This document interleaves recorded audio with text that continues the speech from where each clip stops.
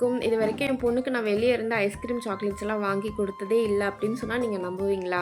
உண்மையாவே நான் இதுவரைக்கும் வாங்கி கொடுத்ததில்ல. ஆசியா குட்டிக்கு 2 1/2 வயசு கிட்ட ஆகுது. இதுவரைக்கும் ஒரு நாள் கூட நான் வந்து வெளியே இருந்து ஐஸ்கிரீம், சாக்லேட் எதுவுமே கொடுத்ததில்ல. ஆசியாவுக்கு ஒரு 2 வயசு ஆனதுக்கப்புறம் தான் நான் இதை வீட்டிலேயே வந்து பண்ணி கொடுக்க ஆரம்பித்தேன். அதுக்கு முன்னாடி அவளுக்கு சாக்லேட்னால என்னன்னு தெரியாது, ஐஸ்கிரீம்னால என்னன்னு தெரியாது. இப்போ வெளியில் வாங்கி சாப்பிட்றது இருந்தால் நானும் ஹஸ்பண்ட் வந்து அவள் தூங்கினதுக்கப்புறம் தெரியாமல் சாப்பிடுவோம். பட் கடையில் வாங்கினது நான் தப்பி தவறி கூட ஆசியாவுக்கு வந்து கொடுக்க மாட்டேன். ஸோ இன்றைக்கி வந்து கொண்டக்கடலை வச்சு ஒரு ஐஸ்கிரீம் ரெசிபி தான் உங்களுக்கு கூட ஷேர் பண்ணியிருக்கேன். ஸோ ஸ்கிப் பண்ணாமல் ஃபுல்லாக பாருங்கள், கண்டிப்பாக உங்களுக்கு யூஸ்ஃபுல்லாக இருக்கும். என்னதான் நமக்கு ஐஸ்கிரீம், சாக்லேட்ஸ் எல்லாம் கடையில் ரொம்ப ஈஸி அவைலபிளாக இருந்தாலுமே ஸோ அதில் வந்து எவ்வளோ சுகர் அப்புறம் கெமிக்கல்ஸ் எல்லாம் சேர்த்துருப்பாங்க நமக்கு தெரியாது. ஸோ அதை நம்ம குழந்தைக்கு கொடுத்துட்டு நம்ம யோசிச்சுட்டே இருக்கணும், இது நல்லதா கெட்டதா அப்படின்னு சொல்லிட்டு. அதுக்கு பதிலாக நம்ம கையாலே குழந்தைங்களுக்கு வந்து நம்ம வீட்டு கிச்சனில் இருக்க பொருட்கள் வச்சு ரொம்ப சிம்பிளாக வந்து ஐஸ்கிரீம், சாக்லேட்ஸ்லாம் வந்து பண்ணிட முடியும்.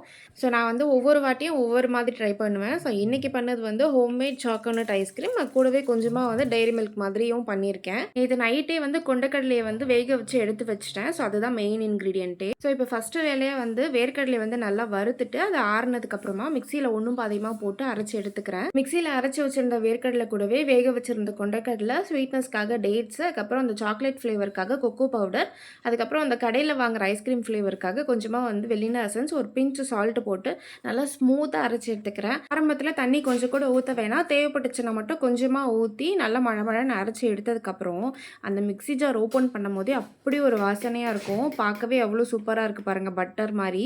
நான் அதுலேருந்து கொஞ்சமாக மட்டும் எடுத்து வச்சுக்க போகிறேன். இது வந்து பிரெட் மேலே ஸ்ப்ரெட் பண்ணி சாப்பிட்றதுக்கு ரொம்ப சூப்பராக இருக்கும் டேஸ்ட். ஆசியாவுக்கு ரொம்ப பிடிக்கும். ஸோ அதனால் அது வந்து ஃபஸ்ட்டு எடுத்து வச்சுட்டு ஸோ இப்போவே வந்து டேஸ்ட் பண்ணி பார்க்கலாம். இது கருப்பு கொண்ட கடலையில் தான் செஞ்சுருக்கோம் அப்படின்னு நீங்கள் யார்கிட்ட சொன்னாலும் நம்பவே மாட்டாங்க.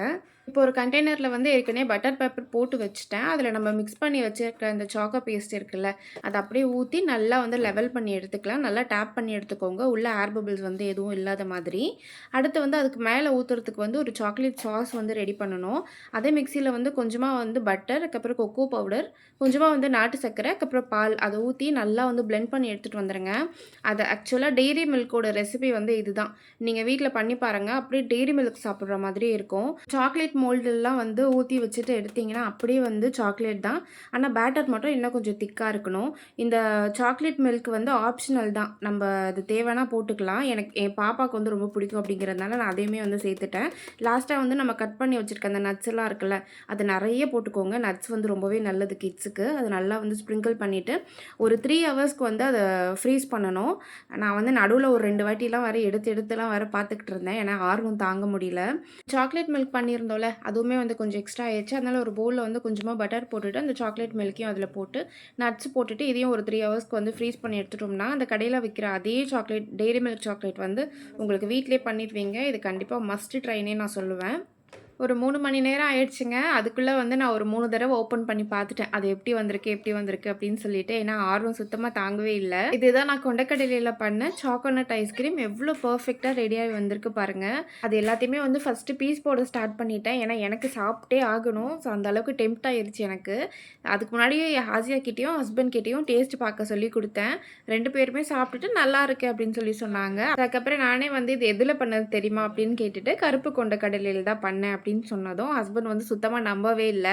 சும்மா என்னை ப்ராங்க் பண்ணாத, கொண்டக்கடலையில் போய் ஐஸ்கிரீம் யாராவது பண்ணுவாங்களா அப்படின்னு சொல்லிட்டு அவங்க சுத்தமாக நம்பவே இல்லை. அப்புறம் நான் வந்து ப்ராசஸ் பண்ண வீடியோலாம் காட்டினதுக்கப்புறம் தான் நம்பினாங்க. நிஜமாவே அந்த கொண்டக்கடலையோட அந்த வாசனையோ டேஸ்ட்டோ சுத்தமாக தெரியவே இல்லை. சூப்பராக இருக்குப்பா அப்படின்னு சொல்லிட்டு ரொம்ப அப்ரிஷியேட் பண்ணாங்க. ஸோ எனக்குமே வந்து ஹாப்பி ஆயிடுச்சு. ஸோ இது மாதிரி சின்ன சின்ன விஷயங்கள் தான் நமக்கு டைம் இருக்கும்போது நம்ம பண்ணி வச்சிட்டோம்னா குழந்தைங்களுக்கு நம்ம ஹெல்த்தியாக கொடுத்துட்டோம் அப்படிங்கிறதும் நமக்கு வந்து திருப்தியாக இருக்கும். நான் வந்து மந்த்லி ஒன்ஸ் வந்து பண்ணி வைப்பேன், ரெகுலராக பண்ண மாட்டேன். அது கூடவே வந்து நம்ம சாக்லேட் மில்க் ஊற்றி வச்சுருந்தோம்ல, ஸோ அதுவுமே வந்து ரெடி ஆயிடுச்சு. ஸோ ஆசியா குட்டி வந்து எப்படி சாப்பிட்றா பாருங்கள், அவளுக்கு வந்து ரொம்ப பிடிச்சிருந்தது. ஸோ நீங்களும் உங்கள் வீட்டில் குட்டீஸ்க்கு ட்ரை பண்ணி பார்த்துட்டு எப்படி இருக்குன்னு கமெண்ட்ஸில் ஷேர் பண்ணுங்கள். என்னோட வீடியோ உங்களுக்கு பிடிச்சிருந்தா ஒரு லைக் அண்ட் சப்ஸ்கிரைப் பண்ணி என்னோட சேனலுக்கு சப்போர்ட் பண்ணுங்கள். இன்னொரு வீடியோவில் பார்க்கலாம்.